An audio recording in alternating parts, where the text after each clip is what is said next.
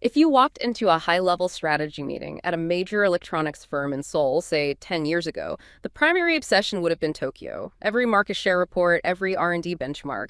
It was all about beating their Japanese rivals. China, if it came up, was viewed as a massive, hungry market or perhaps a low-cost place to build a factory. It wasn't the competition. But I was speaking to an analyst who sits in on these meetings now. She said the entire atmosphere has changed. The old rivalries are still there, simmering.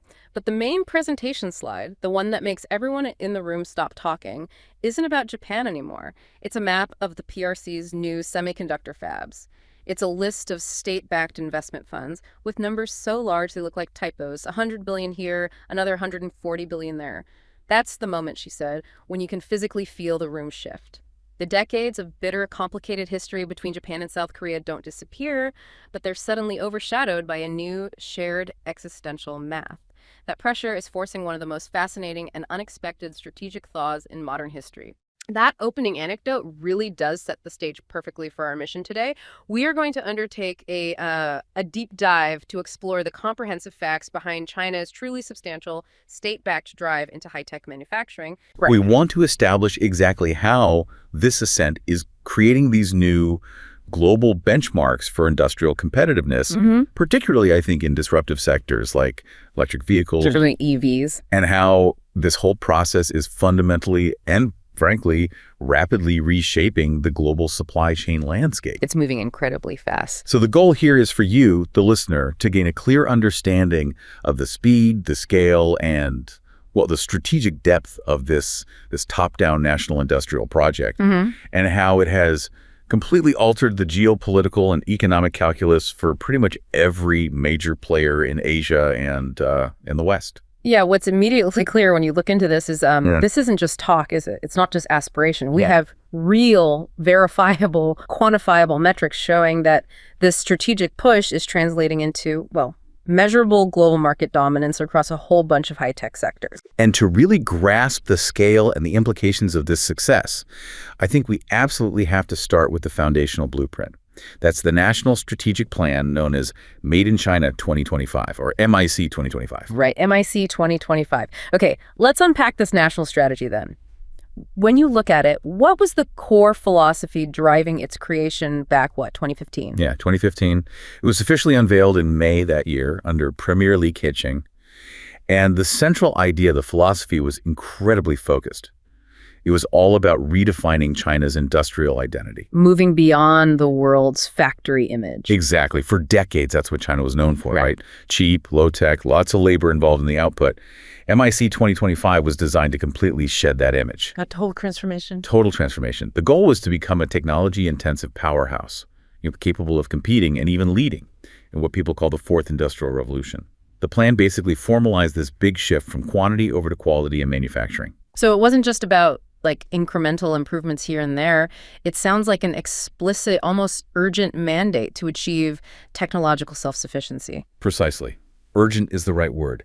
And you really see this urgency captured in the key goal they set, which was incredibly ambitious, dramatically increasing the domestic content of core materials and key components. Right, getting away from reliance on imports for the crucial bits. Exactly. Achieving self-sufficiency in those vital high-end inputs that you need for sophisticated manufacturing.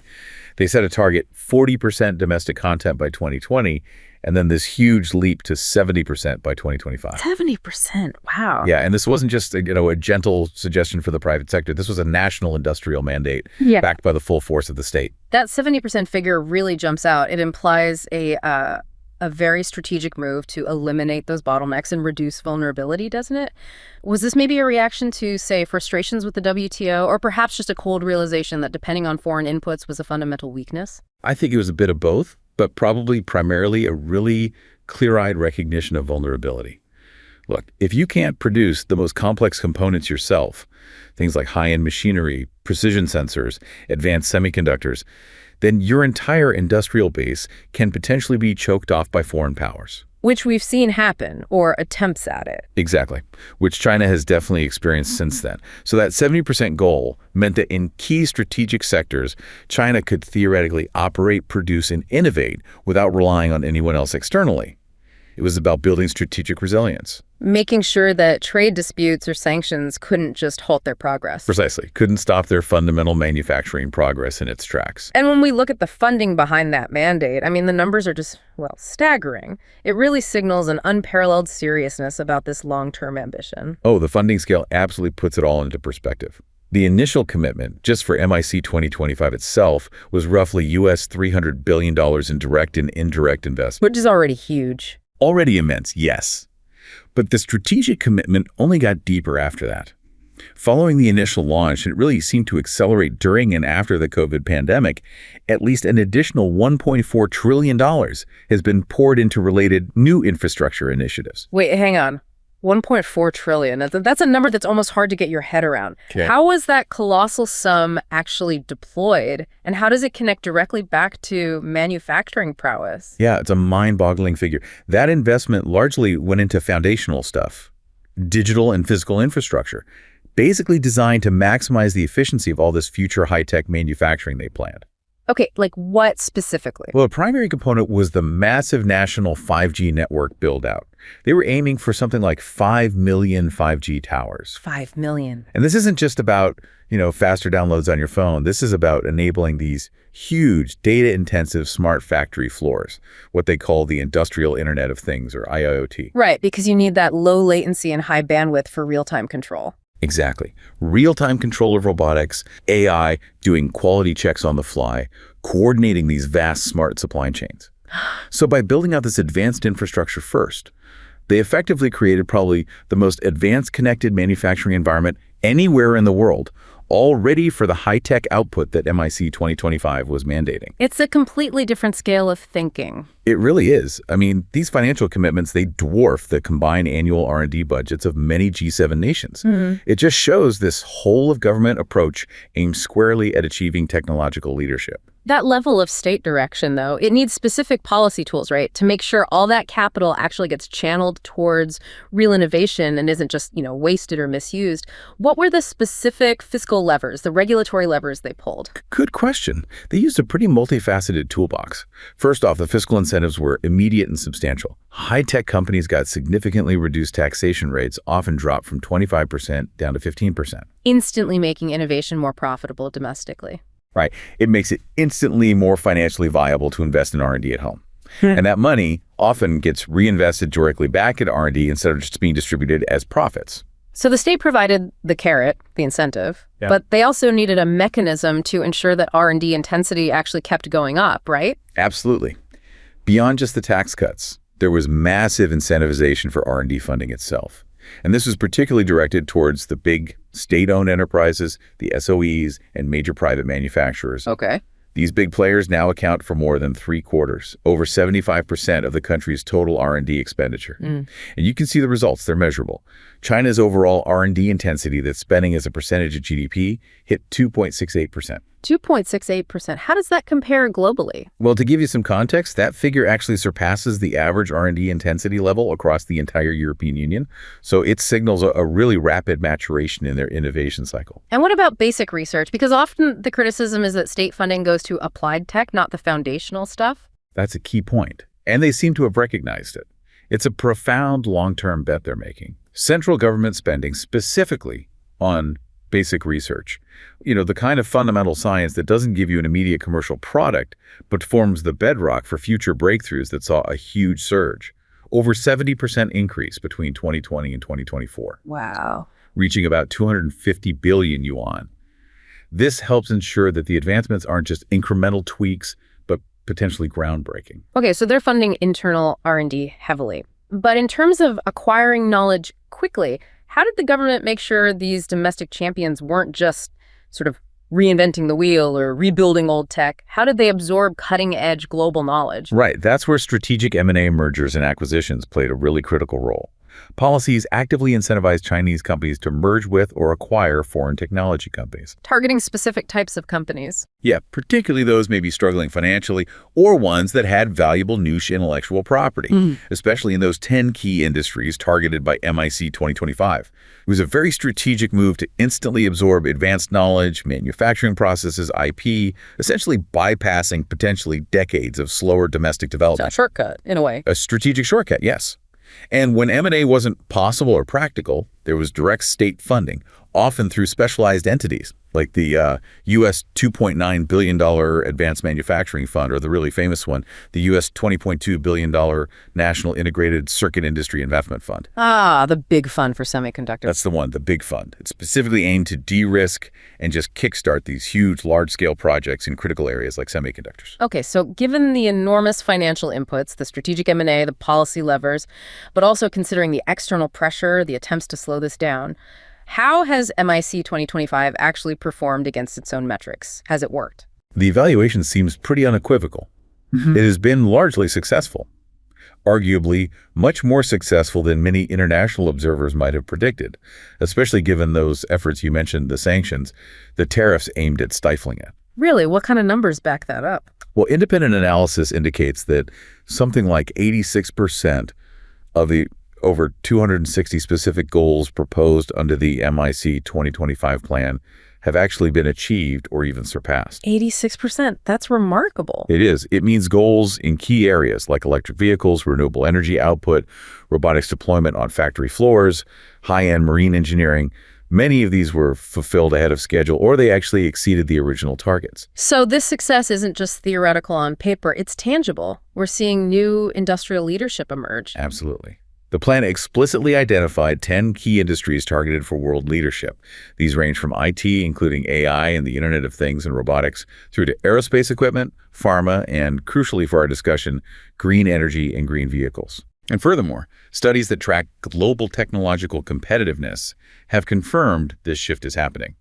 Bloomberg, for example, they tracked 13 critical technologies and concluded that China has already achieved global leadership in 5 of them. 5 out of 13. Which ones? High-speed rail, which is well known, the advanced material graphene, unmanned aerial vehicles, drones, solar panels, where their dominance is huge, and the combination of electric vehicles and their related lithium batteries. EVs and batteries. We'll definitely come back to that. Yeah, and it's important to stress this isn't just about market share. It's increasingly about setting the actual technological benchmark in these fields. The statistics on the overall industrial ecosystem just demonstrate this explosive growth in capacity and value. I mean, we're talking about scaling up at a speed the world really hasn't seen before, certainly not recently. The sheer volume is truly staggering. Just consider the base of innovation. The number of officially recognized high-tech enterprises in China exceeded 500,000 last year. 500,000. 500,000. And that represents an astonishing 83% increase just since 2020. An 83% jumped in 4 years. Yeah. But more importantly, this capacity is actually transforming into high-value output. Over that same 4-year period, the value-added output of high-tech manufacturing rose by 42%. Okay, so they're not just building more factories, they're making more sophisticated, valuable things in those factories. Exactly. They are transforming raw capacity into sophisticated high-value output at what looks like a world record pace. Let's try and connect this to some specific, high-profile technological achievements. Things that really prove this growing industrial ambition isn't just talk. Yeah, absolutely. We're seeing concrete breakthroughs happening in high-end equipment, the kind of equipment that historically really defined the industrial prowess of nations like the U.S., Germany, Japan. Like what? Well, things like the domestically developed C-9 unmanned aircraft, which is now entering commercial service, aiming to compete directly with Boeing and Airbus. A huge undertaking. Massive. Also, the high-speed CR-450 train, which is setting new standards for rail speed and efficiency. And even the launch of China's first domestically built large cruise ship that signifies real capability in high-end, complex marine engineering. And on the digital AI front. Yeah, on the cutting edge of computation, they're developing numerous general large language models. AI models that observers say have reached an advanced international level.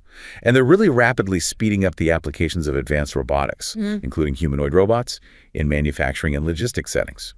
Okay, so this successful execution of MIC 2025 seems to have then prompted the development of an even more complex, perhaps more self-protective strategy. How does this industrial policy connect to that broader concept we hear about the dual circulation strategy? That's a great segue. That brings us directly to the dual circulation strategy, or DCS, which was formally introduced around 2020. You can kind of think of DCS as a strategic layer that's built on top of the successes achieved through MIC 2025. Okay, building on the foundation. Exactly. It's essentially a highly sophisticated form of what some analysts call hedged integration. The central aim is achieving really robust self-reliance in critical resources and technology. And it does this by trying to insulate the domestic market, what they call the internal circulation, from external shocks and dependencies, Right.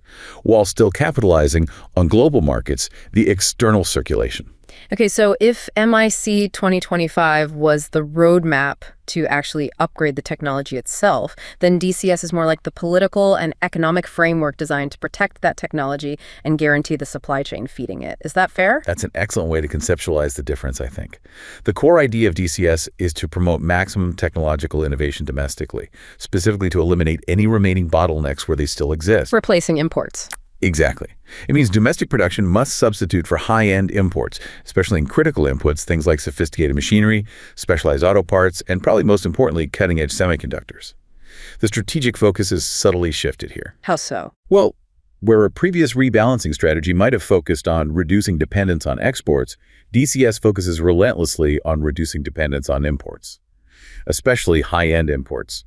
But doesn't this focus on internal circulation, on looking inward, risk losing some of the efficiency that comes from being a fully globalized economy?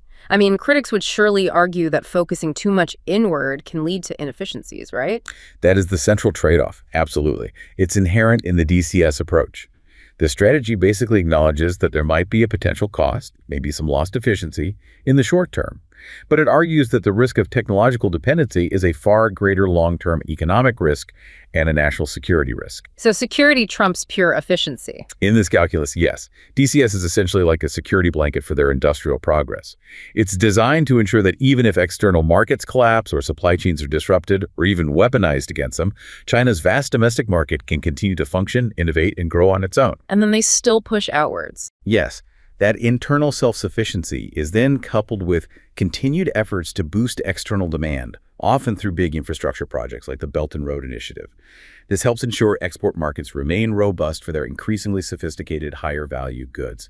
It's a strategy designed, really, to make China a kind of fully integrated, largely self-sufficient economic sphere that can cover its own essential needs, but still engage globally on its own terms. Okay, we have definitely established the blueprint, the colossal scale of the investment, and this overarching strategic framework. Now let's pivot. Let's turn to the most visible, probably the most high-impact area of this success, the electric vehicle juggernaut. This feels like the industry where China's dominance is just undeniable and immediate. Yeah, the EV sector really is the flagship success story of MIC 2025. And the numbers here, they really transcend just market growth. They signify a fundamental structural reshaping of the entire global automotive industry. Okay, give us the scale of this dominance. What are we talking about? The numbers are, frankly, astonishing. In 2024, just last year, China produced 12.4 million electric vehicles. 12.4 million. Million. And that accounted for more than 70% of global electric car output. 70% of the world's EVs made in China. Yes. And furthermore, China has now maintained its position as the world's largest manufacturer and seller of new energy vehicles, or NEVs as they call them, for 10 consecutive years. 10 years running. 10 years running. They haven't just caught up. They have taken the definitive lead in this whole transition to electric mobility. And it's really crucial to recognize, isn't it, that this growth isn't being driven primarily by foreign multinationals manufacturing in China, like the old model. This is being driven by domestic Chinese champions. Absolutely. That's a key shift. Chinese original equipment manufacturers, the OEMs, they now completely command the domestic landscape. They made up over 80% of EV production within China in 2024. 80%. They've just cemented overwhelming control of their home market, which, critically, happens to be the world's largest consumer market for automobiles overall.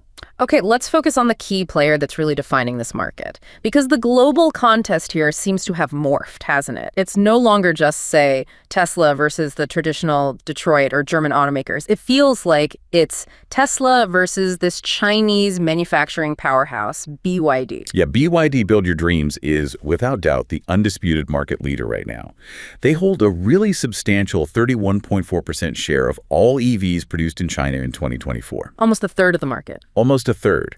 And their strategy stands in pretty sharp contrast to Tesla's approach. Yeah. While Tesla, focuses on these streamlined, premium, technologically sharp offerings, BYD focuses on massive scale, having a really wide range of models available, and critically affordability. And that affordability is driven by extreme vertical integration. Okay, wide range of models. Yeah, they offer a huge range, everything from compact sedans and family SUVs up to commercial vehicles like electric buses and trucks. But their true competitive edge, I think, is being this full-stack player. You mentioned that deep vertical integration. Can you unpack that? How does that translate into the kind of cost control that lets them sell at these, well, market-breaking prices? Yeah, that vertical integration is really the secret sauce for BYD. Unlike pretty much every other major automaker in the world, BYD doesn't just design and assemble the cars.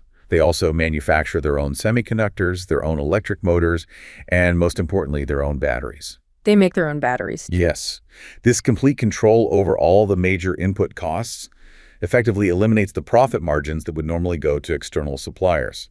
It ensures material security for them, and it allows them to maintain stable, low production costs, almost regardless of what's happening with external market fluctuations for components. And that cost control flows directly into what consumers see in the showroom, these aggressive price gaps. Oh, the price gap is perhaps the most shocking metric of all. Just look at the cheapest available models internationally. The BYD Seagull, a compact EV, starts at an average price of around $12,000 USD. $12,000. $12,000.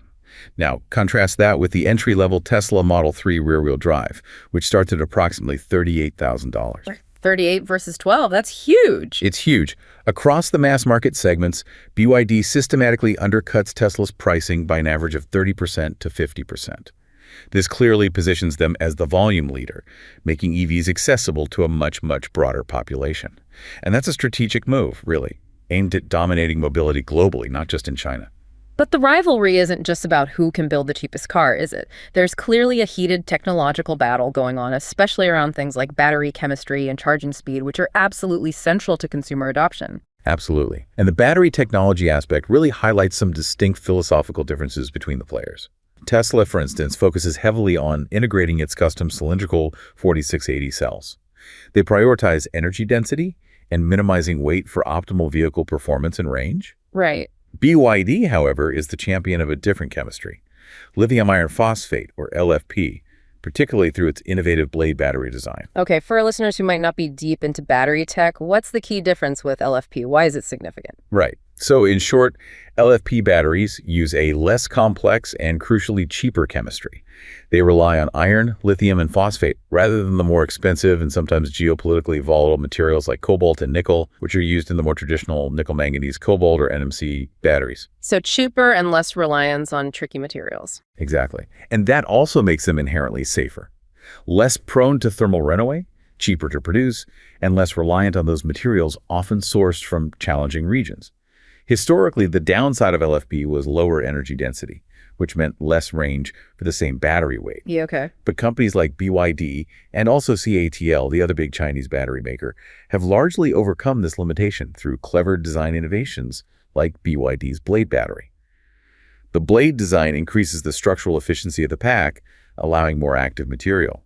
This makes LFP batteries pretty competitive in terms of range now, while still maintaining that significant cost advantage. And this innovation in LFP has apparently led to some revolutionary charging times. We heard that the newest version of the Blade battery is potentially a real game changer. It really looks like it could be. The newest iteration, the 10C version of the Blade battery, supports ultra-fast charging capabilities that seem to significantly supersede most competitors currently on the market. What kind of numbers are we talking? We're talking about potentially achieving a 400 kilometers, that's about 250 miles charge, in just 5 minutes. 5 minutes for 400 kilometers. That's the claim.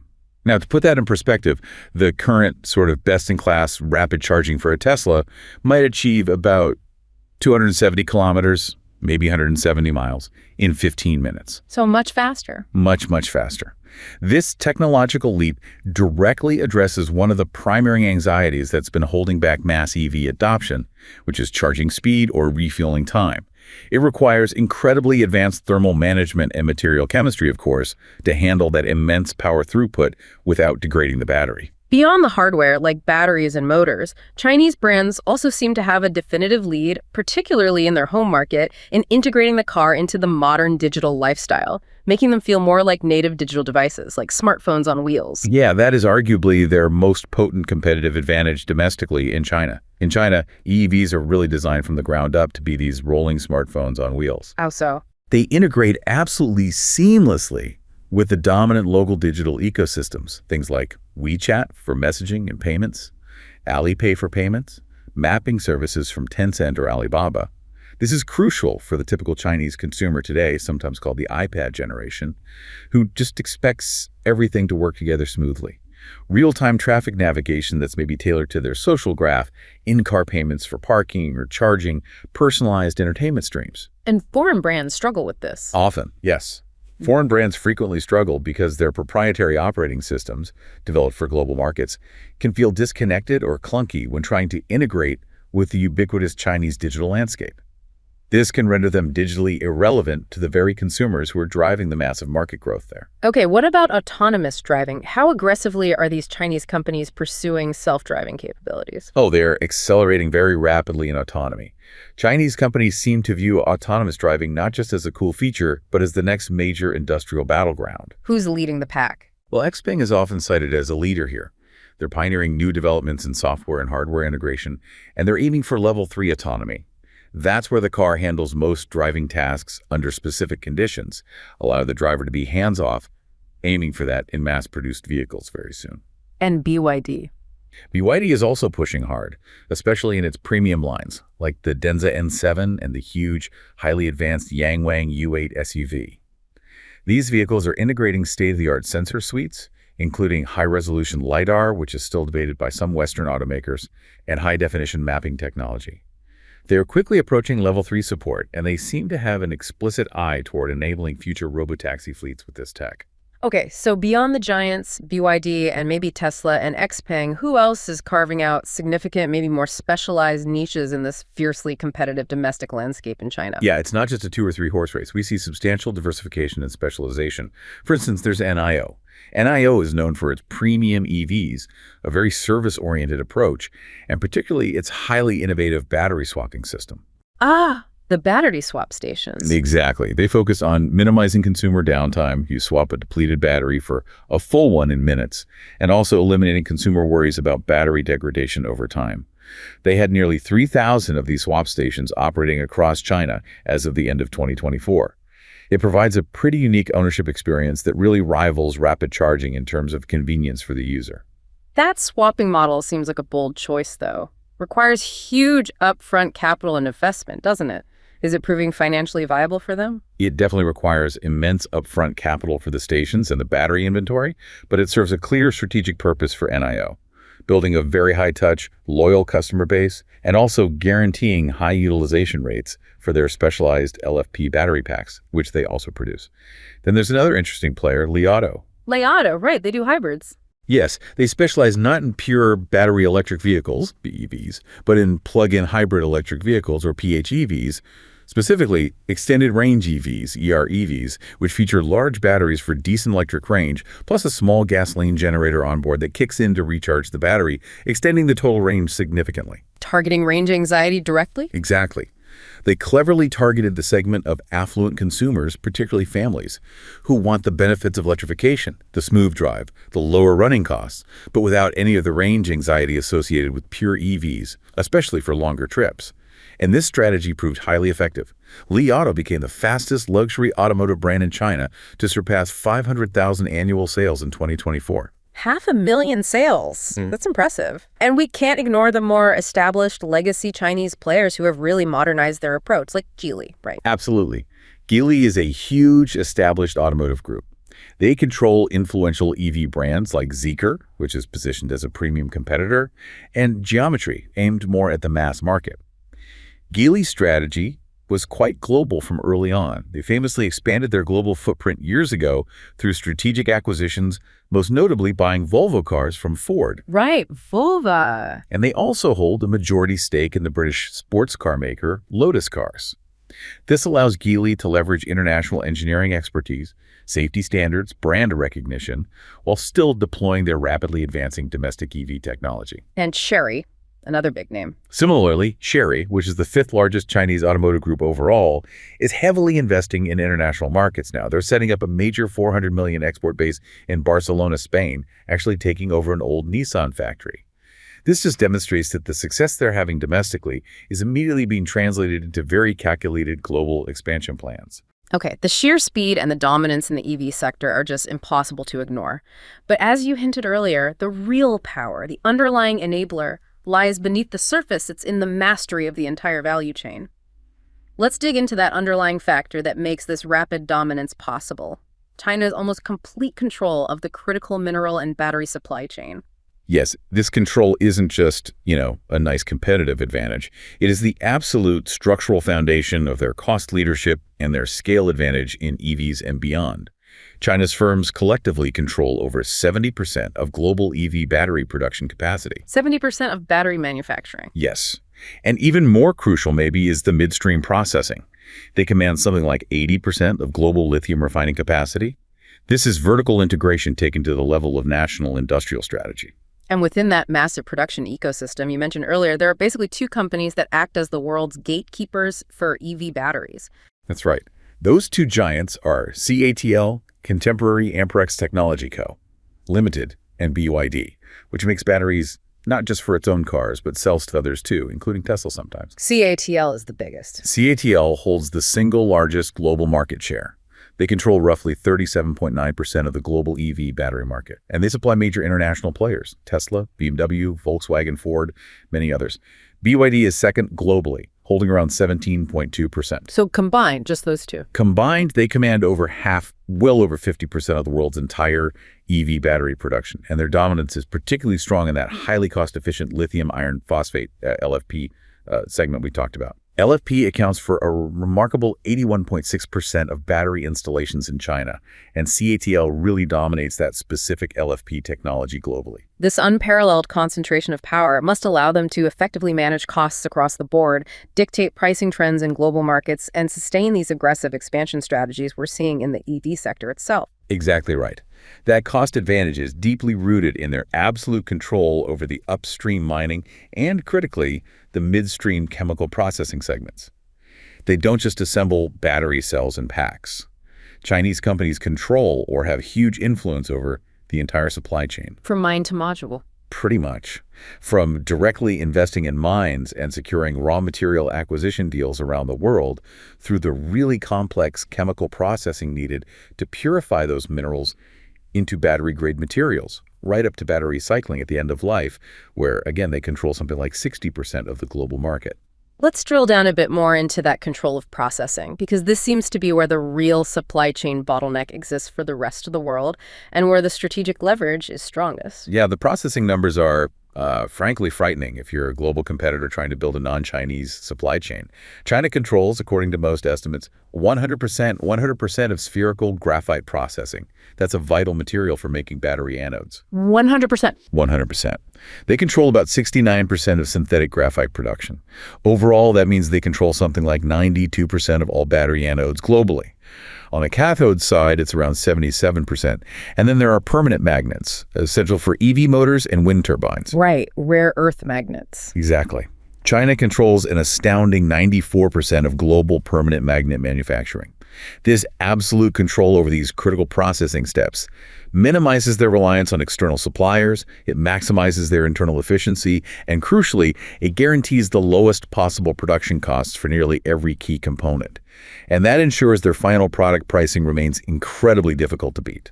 This dominance then immediately translates from being just an economic issue into a major strategic and geopolitical concern, because it introduces these massive vulnerabilities for global manufacturers who find themselves relying on these components sourced from China. Absolutely. It's a huge vulnerability. Take cobalt, for example. It's a critical material for the cathodes in higher performance NMC batteries. Now, the Democratic Republic of Congo, the DRC, is the primary source of the raw cobalt ore. But China controls about 41% of global cobalt mining operations, often through state-linked companies, and more importantly, 73% of the cobalt refining capacity globally. 73% of refining. Yes, and this control wasn't just accidental market evolution. It resulted from decades of deliberate strategic aid, infrastructure investment, and securing long-term commodity agreements across Africa, particularly in the DRC. These actions effectively tied resource extraction directly to Chinese state and corporate interests. So this heavy, concentrated reliance on China for the processing step creates these immense single-point vulnerabilities for nearly all global manufacturers outside of the PRC. We actually have an anecdote, a story that perfectly illustrates the kind of ground-level chaos that can be caused by what some people are now calling a weaponized supply chain. Ah, yes. This is the story of Miss Saito, I believe, a component manufacturer in Japan. That's right. Her company was highly specialized, built its reputation and its global client base, including major Japanese automakers, on producing these extremely high-purity components that use processed graphite. And she sourced this graphite reliably and efficiently for years from a supplier in China. Okay, a standard supply relationship. Exactly. Until China implemented new, basically unannounced export restrictions specifically on graphite. Now, her supplier didn't cut her off entirely, but the terms of their deal fundamentally changed almost overnight. What happened? The price of her primary input material tripled, just like that, tripled overnight. And delivery became completely unpredictable, sometimes delayed by weeks or even months with little warning. Wow, existential threat territory. Totally.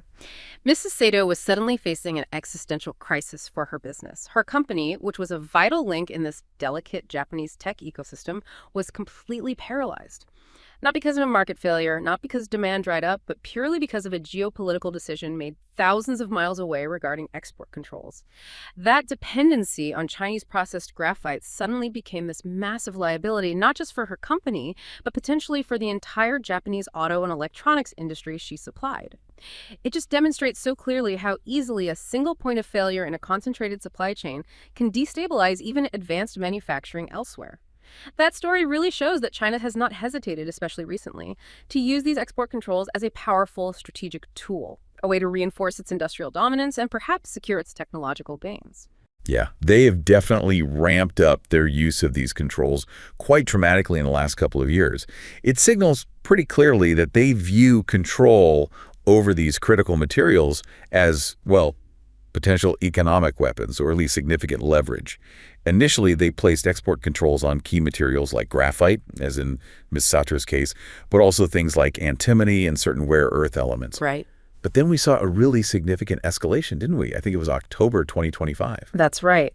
What was the nature of that escalation, and why was it so impactful globally? Well, two things happened. First, new export controls were placed on 7 additional heavy rare earth elements.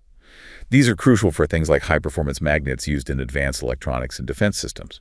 But second, and maybe more importantly, the scope of the restrictions expanded drastically. The controls now apply not just to the raw or processed materials themselves, but potentially to parts, components, and assemblies that contain Chinese-sourced critical materials, or even those produced using Chinese rare earth processing technologies, even if the final product is assembled somewhere else entirely. Wow, okay, so that extends the potential choke point far beyond just the initial raw material. It's essentially extending China's regulatory reach further down the supply chain. It creates a really difficult global dilemma. Consider that China accounts for, 94% of global permanent magnet manufacturing? 94%. And these magnets are absolutely critical components for high-powered EV motors, for wind turbines, for missile guidance systems, lots of military equipment.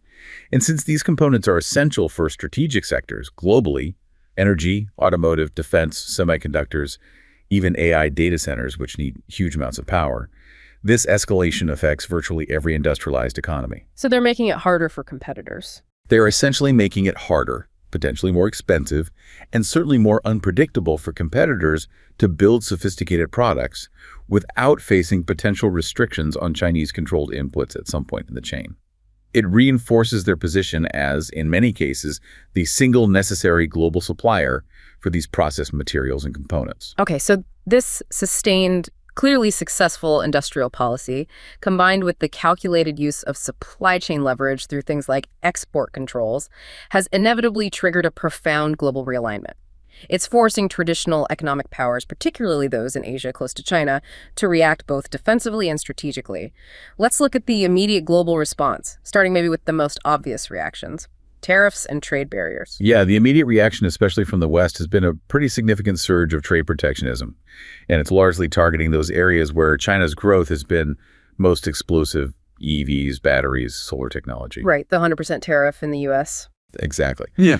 The U.S. announced that massive 100% tariff on Chinese EVs, explicitly citing concerns over what they termed unfair trade practices, massive state subsidies leading to artificially low prices, and the export of this state-driven overcapacity that threatens domestic industries. And others followed. Yes, Canada swiftly followed suit, also imposing a 100% tariff based on very similar reasoning.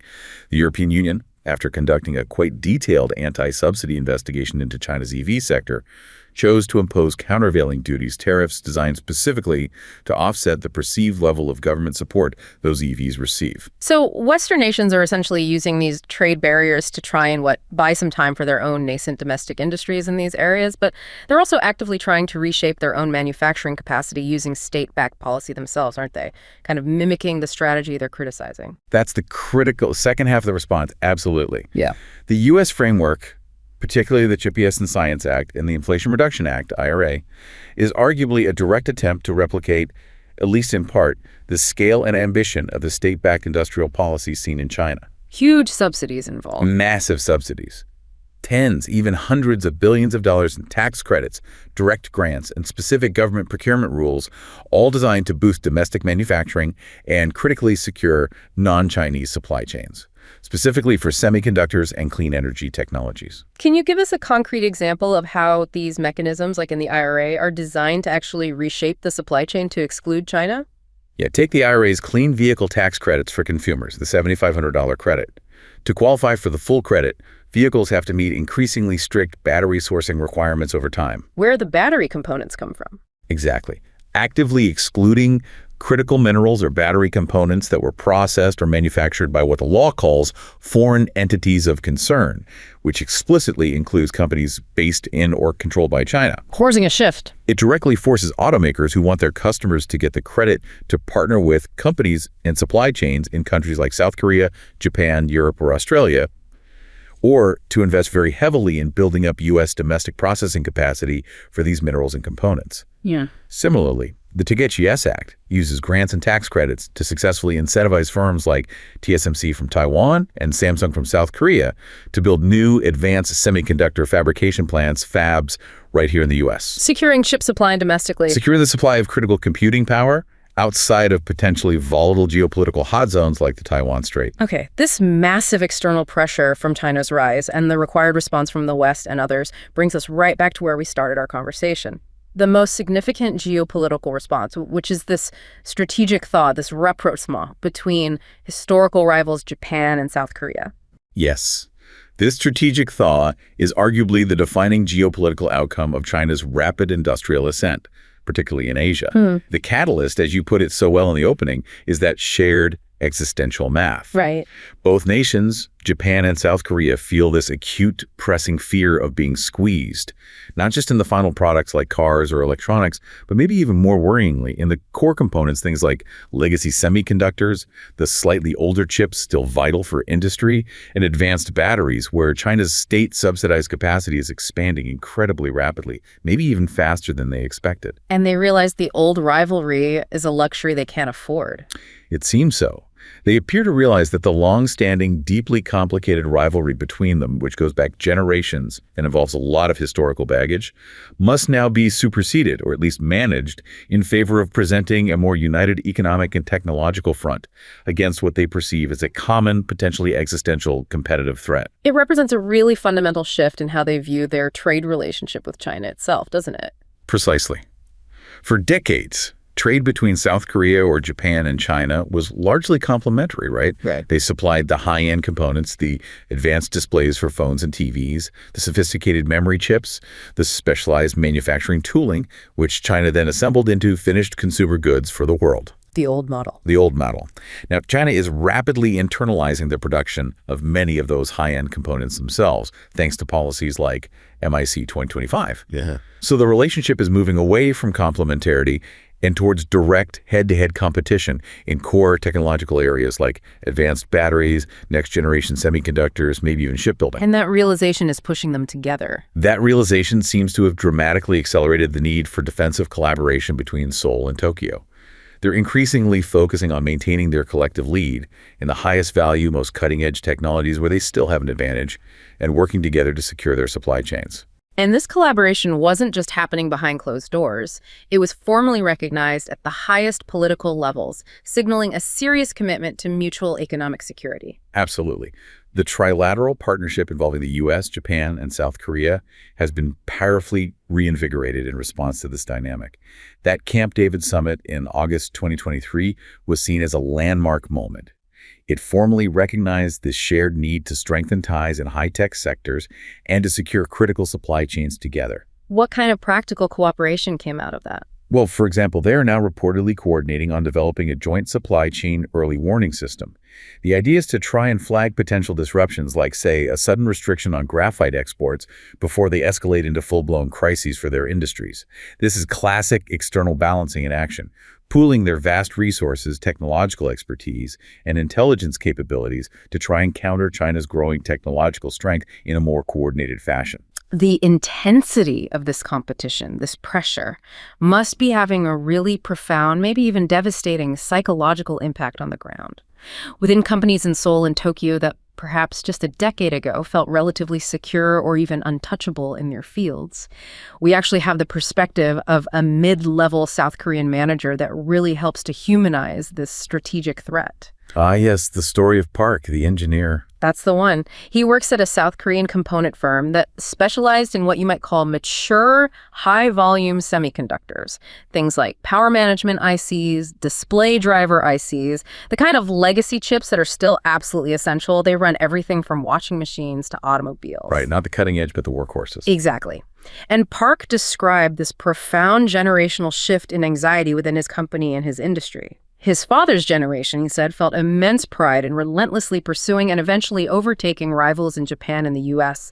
They viewed that intense competition as a driver of innovation, something exciting. Park, however, described sitting in a project meeting recently where they were looking at data showing the projected manufacturing capacity of a new, heavily state-backed Chinese competitor entering their specific legacy chip segment.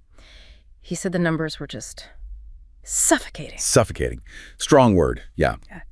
This competitor, backed by enormous amounts of state capital, could apparently achieve in just 2 years the kind of production scale that had taken his established company 10 years to build. He said the pressure had shifted entirely. It wasn't about the thrill of out-innovating on the cutting edge anymore. It felt more like a desperate struggle for sheer survival in a market segment his company once comfortably dominated. That feeling that their established market share is potentially being consumed not by superior innovation, but by pure state-backed scale and subsidized pricing, that perfectly explains the urgency behind these massive reactive investment packages we're suddenly seeing announced from Seoul and Tokyo. It really does. Japan responded with a huge strategic commitment, announcing an $8.2 billion investment program specifically designed to boost its domestic EV sector and the related battery supply chains. The explicit aim is to maintain Japan's position as a key global automotive exporter in the electric era. And South Korea's response? South Korea, equally concerned about maintaining its dominance in memory chips and gaining ground in logic chips, announced a staggering $19 billion chip investment package in May 2024. It's designed to reinforce its world leadership in advanced memory production, accelerate its transition into manufacturing more logic chips, and support the whole semiconductor ecosystem. And these investments often align with U.S. policy, too. Critically, yes. These national investments from Japan and Korea are often strategically aligned with the framework of the U.S. IRA and the CHAPS Acts. This allows Japanese and South Korean firms like Samsung or Panasonic to partner more easily with American companies, set up manufacturing in the U.S., and tap into those U.S. subsidies as well. It further drives that trilateral collaboration and potentially enhances the efficiency of their collective response. This intense search for diversification, for supply chain security, is also creating crucial new economic relationships outside of that core U.S.-Japan-Korea triangle. Notably, with resource-rich, reliable nations like Australia. That's correct. Both Japan and South Korea have explicitly sought to deepen their cooperation with Australia, specifically focusing on critical minerals and rare earth elements. The goal is clearly to diversify their supply chains away from China's overwhelming control in the processing stage. They see Australia as a safer bet. They seem to view Australia as a highly reliable, politically stable, resource-rich partner. And this is creating opportunities for massive new investment flowing into Australian mining sectors, specifically targeting lithium, cobalt, nickel, and rare earths, all the key ingredients for batteries and high-tech manufacturing. And this collaboration goes beyond just digging the raw ore out of the ground, right? It aims to build a more complete non-Chinese supply chain. Precisely. That's the key difference. Since Japan and South Korea are already world leaders in the complex processing of these minerals into high-value battery materials, things like precursor cathode active materials, PCM, and anodes place, the cooperation is potentially highly symbiotic. How so? It aims to help Australia move up the value chain, to transition from simply exporting raw ores, like lithium spodumene, into doing more of the higher value downstream processing domestically, creating cathodes, anodes, maybe even battery cells eventually. Australia gets to capture more economic value and develop new industries, benefiting from Japanese and Korean technological expertise and investment. And Japan and Korea get secure supply. While Japan and South Korea gain guaranteed, politically secure access to the processed, battery-ready materials that are absolutely essential for their future industrial competitiveness, completely independent of Chinese control.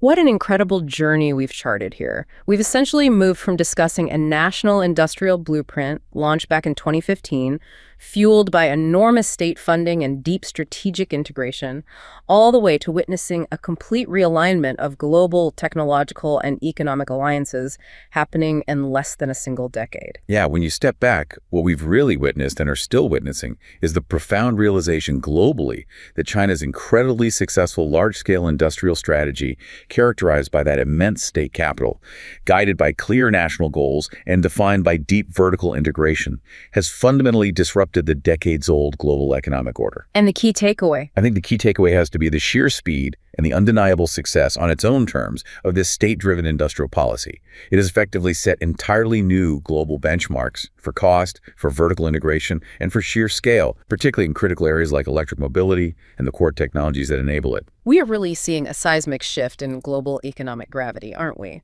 Fueled, it seems, by this relentless pursuit by nations of technological sovereignty. Indeed. That term, technological sovereignty, really captures the mood. Nations, particularly developed ones, are no longer comfortable accepting deep dependency for their essential industrial supply chains, especially when those chains are concentrated in a single geopolitical rival. China's strategy achieving internal self-sufficiency, first through plans like MIC 2025, and then aggressively promoting its increasingly advanced output globally through frameworks like the dual circulation strategy, means that international competition is only going to intensify in these high-value strategic sectors. Forcing others to adapt or fall behind. Exactly. This process has compelled traditional economic leaders, countries that might have previously relied more comfortably on free market forces and globalized supply chains, to overcome significant historical friction, like we saw with Japan and Korea, and form new, sometimes unexpected alliances, and, crucially, to embrace elements of state-backed industrial policy themselves, simply to try and maintain their collective competitiveness in this challenging new economic era. A fascinating and, frankly, a somewhat daunting picture of the shifting global landscape. Thank you for walking us through that complex reality. My pleasure. It's certainly a dynamic and incredibly important development to understand.